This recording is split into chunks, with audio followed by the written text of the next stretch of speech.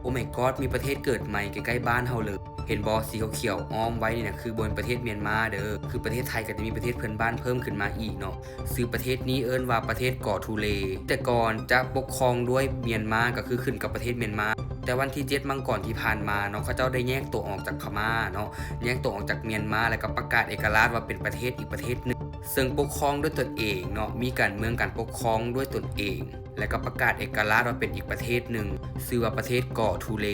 ประเทศไทยก็จะมีประเทศเพื่อนบ้านเพิ่มขึ้นมาอีกประเทศหนึ่งเห็นบ่ตรงนี้น้องพวกเราคือสงครามกลางเมืองเมียนมาที่ผ่านมานะมันเกิดความวุ่นวายเนาะเป็นอีกชนเผ่าเป็นอีกชนชาติหนึ่งเนาะที่ถูกเมียนมานี่กดขี่ขู่ที่มาโดยตลอดแต่พอมาฮอดมื้อนี้เขาเจ้าประกาศเอกราชได้แล้วเนาะเขาเจ้าก็ประกาศแต่งตั้งว่าเป็นประเทศอีกประเทศหนึ่งแล้วก็มีธงชาติเป็นของตัวเองนะนี่จะเป็นธงชาติของเขาเจ้าเนาะทั้งหัวคันนี้พวกเจ้าเนาะก็คือเป็นประเทศหนึ่งที่สมบูรณ์เรียบร้อยแล้วประเทศน้องใหม่ประเทศเกาะทูเลเนาะและบ่ฮู้ว่าสิได้เข้าอาเซียนนำหรือบ่ถ้าเข้าอาเซียนก็จะเป็น12ประเทศเนาะ